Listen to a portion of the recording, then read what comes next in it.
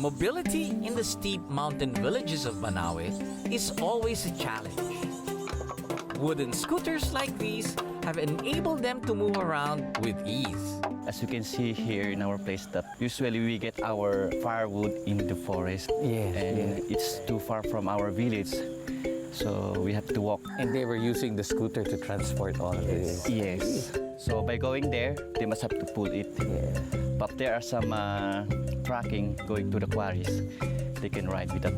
They ride with the truck, okay. Have you ever used a scooter for a date when you were courting your girlfriend? Wala pang Known to be talented wood carvers, they have since incorporated this art form into the design of the scooters. It's an airplane. I like the design. Yeah. But of course, they have also equipped them with some modern parts. Before, they are not using what we call bearing. Like yung bearing ito po. Yeah. It is wood to wood. Just wood to wood. Yes. Okay. So they just make the hole for the axle. Yeah. But now you're using We are bearing. using bearing. So high tech now. Yeah. Oliver explains that the heavier the scooter, the faster it can go. I was curious to see how they work, so Terry and I decided to check them out. Hi Benson, good morning. Morning po, sir. Okay everybody is in their own scooter. Everything looks good. But everybody has their own design. Yeah. Kanya-kanyang design. Kanya-kanyang design po, sir, kasi ito, pang racing lang po itong gamit ko. Racing, bakit racing yan? Kasi buo. Parang mabigat. At saka itong iba, pwedeng pangkuha ng panggatong. Sa ilalim nilalagay. Opo. Pagtrabaho. Sa ilalim. And then how do you do the brakes? Lagay namin yung paa dito, tapakan. Okay. Tapos napakan mo, tutulak na yung dito. Preno. Gusto niyo pong tumama sa amin na sumakay sa scooter namin ginagawa. You think we can Would you handle like this? to enjoy I think that? so. Our skills are hopefully transferable. Sama kami. I will give this one to you.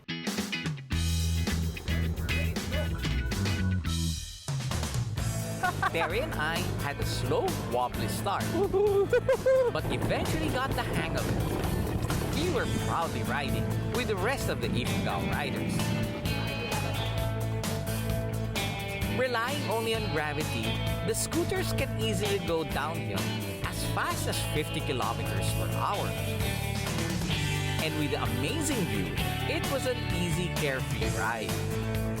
I was very impressed with the technology, but little did they know that I also brought a few toys to play with. So Manong, I also have a modern two-wheel scooter. With the same excitement that Terry and I had earlier, the guys tried out the Segways. The only difference was that this one can go uphill too. It was a fun exchange of technological knowledge. Banaue's sloping terrain is really the perfect place for wheels.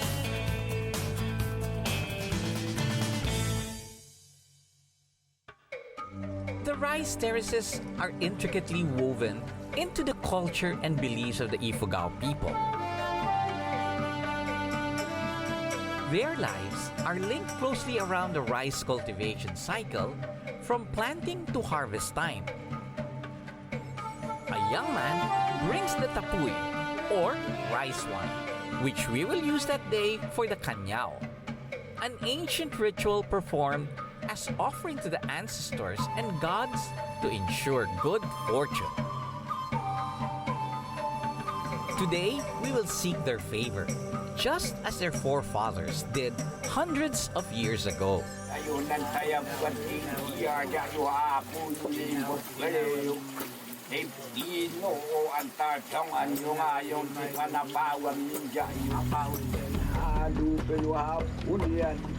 Kamuntan yang ayo nanti magyayaw ya.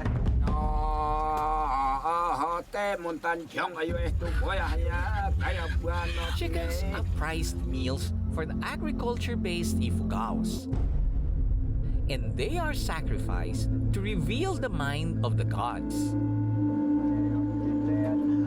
Thick blood is collected on the plate, which the elders interpret later on. The chickens are then put over a fire, feathers taken out, and then cut open to reveal its innards.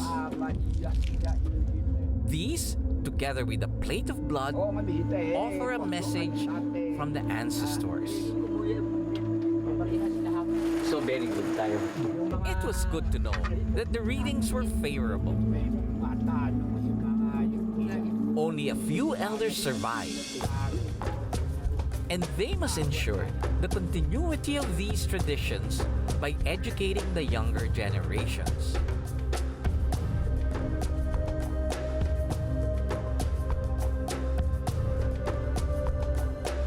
The ritual ends with feasting and dancing.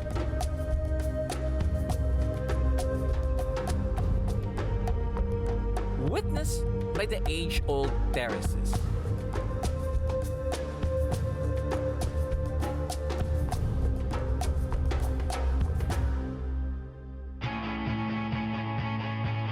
With the God's good fortune on our side, we once again attempt to launch the balloon. This time, we bring out the bigger Philippine flag balloon.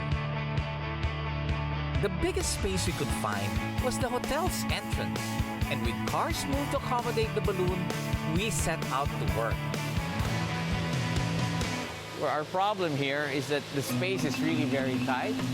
The balloon is almost hitting this tube here with some sharp objects, and we're worried that it might rip the balloon. So while he's inflating, we'll watch it. After making sure that the balloon was clear from any possible damage, we took to the basket. But after careful consideration, flying seems to be out of the question. Well, what do you think, Jonathan? It took a while before we could get this plan going. It took us about 2 years to get here when we started talking about building the balloon. I know. To this point right here. A bit breezy this morning, huh? That's the sad thing is you can't really go for a long flight because there's nowhere to land. There's nowhere to land. The rice is In everywhere. fact, you start with even inflating. There's nowhere to inflate. Nowhere to inflate because the rice is of a type where it's wet even at harvest time. But when you look up, it's beautiful. We have the Philippine sun on the crown of the balloon. As the balloon rose, the sight of the Philippine flag against the rice terraces, considered as one of mankind's greatest engineering feats, can make any Filipino proud of their heritage.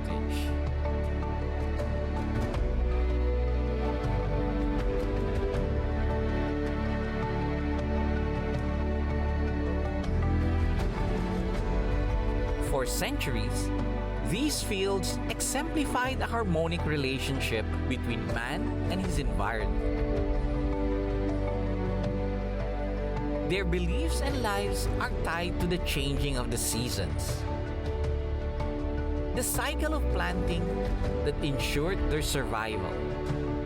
What I saw in Banaue are a people trying to hold fast to tradition in the midst of a modern, changing world. The fate of the Ifugao people and their living landscape surrounding them hangs on a delicate balance. One that needs the country's support to preserve one of her national treasures.